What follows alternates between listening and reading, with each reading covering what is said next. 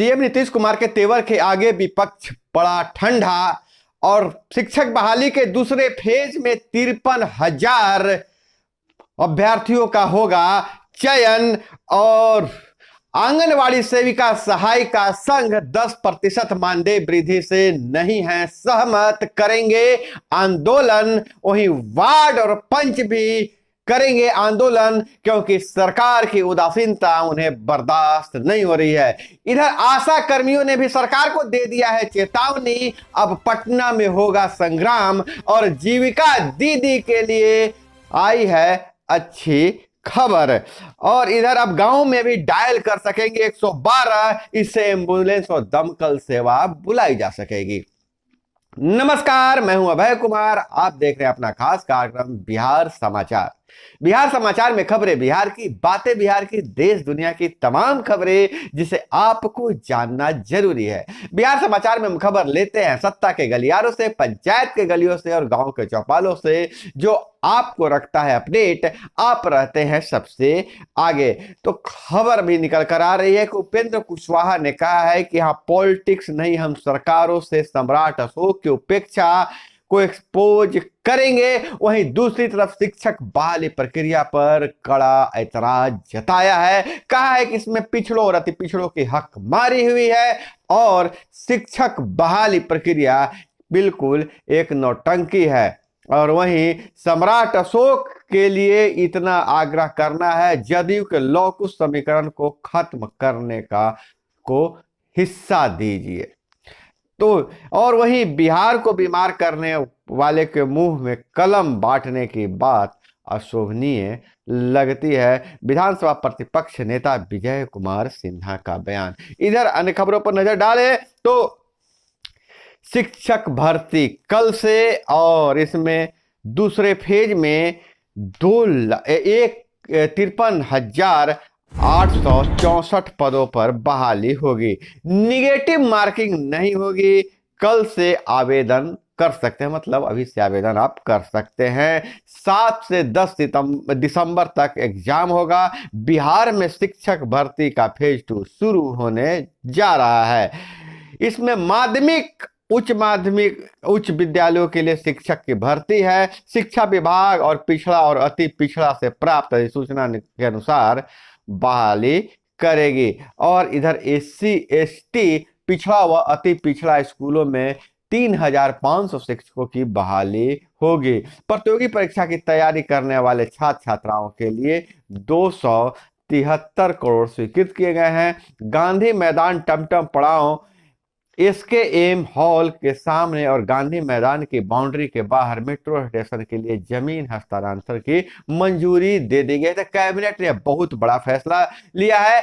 अब पटना में मेट्रो निर्माण का रास्ता साफ हो गया है। और इधर टीचर बहाली का दूसरा चरण में क्लास के पदों की अगर संख्या की अगर बात करें तो मिडिल स्कूल कक्षा 6 से 8 तक के 16,140 पद हैं। वहीं मिडिल स्कूल कक्षा वर्ग 9 से 10 मतलब उच्च विद्यालय 18,877 पद और वहीं 9 से 10 मिडिल स्कूल विशेष विद्यालय में 270 पद। हाई मिडिल स्कूल 11 से 12 तक में इसमें 18,577 पद हैं। और इसकी अप्लाई आप 5 नवंबर से 14 नवंबर तक कर सकते हैं। तो बहुत बड़ी खबर निकल कर आई है। वहीं ऑनलाइन आवेदन की तिथि 10 नवंबर से शुरू होगी, यहाँ 25 नवंबर तक चलेगी। इस तिथि का विस्तार नहीं होगा, गलती सुधार का मौका नहीं दिया जाएगा। दिसंबर में फेज 2 की परीक्षा होगी।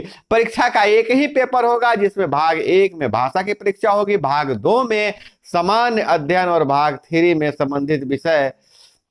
संबंधित विषय की परीक्षा होगी। तीनों भाग एक ही बुकलेट में होंगे। परीक्षा में नेगेटिव मार्किंग नहीं होगी। तो बहुत बड़ी खबर निकल कर आ रही है कि नेगेटिव मार्किंग नहीं होगी। और इधर अगर बात करें तो चयनित अभ्यर्थियों की योग्यता पर सवाल खड़े कर रही है भाजपा, यह संजय जी का बयान है। और गांवों में भी अब डायल 112 इससे एम्बुलेंस दमकल सेवा भी मिलेगी। कैबिनेट की बैठक, कुल 35 प्रस्ताव स्वीकृत किए गए हैं। राज्य मुख्यालय से पंचायत तक के कार्यालय अब एक नेटवर्क में होंगे। स्टेट वाइड एरिया नेटवर्क से जुड़े थाने और पंचायत भवन, किसानों को पटवन के लिए मुफ्त बिजली कनेक्शन, पेयजल की व्यवस्था के लिए 4,700 करोड़ रुपए मंजूर किए गए हैं। वहीं छपरा में महायज्ञ में हवन के दौरान मची भगदड़, 2 महिलाओं की मौत, 5 जख्मी, जिसमें औरंगाबाद जिला के दाऊद नगर प्रखंड के भी लोग शामिल हैं। और इधर हम बात करें तो आंगनवाड़ी सेविका सहायिकाओं को 10% जो मानदेय में वृद्धि की गई है, उससे सेविका सहायिका संघ ने खारिज कर दिया है और कहा है कि दीपावली के पहले तक का अल्टीमेटम दिया है कि दीपावली तक उनकी समस्याओं को नहीं समाधान किया गया, 10,000 अतिरिक्त मानदेय नहीं दिया गया, विशेष भत्ता नहीं दिया गया, विशेष मानदेय नहीं दिया गया, तो आंदोलन जारी रखेंगे। सेविका सहायिकाओं ने यहां तक कहा कि हम किसी भी हद तक आंदोलन करेंगे, हम आत्मदाह भी कर सकते हैं। वहीं वार्ड सदस्यों और पंच संघ ने कहा है कि सरकार हमें ठगने का काम नहीं करे, बार बार लॉलीपॉप दे रही है, सिर्फ बयानबाजी कर रही है। वार्ड संघ का मानना है कि उनके जो 9 सूत्री मांग है उनको पूरा किया जाए और पंच सरपंच अपने अधिकारों को लेकर भी आंदोलन करेंगे। पंच सरपंच तो यहां तक कर रहे हैं कि हम सामूहिक रूप से अपने पद से इस्तीफा दे देंगे। वहीं आशा कार्यकर्ता भी अब आंदोलन के राह पर चलने वाली है।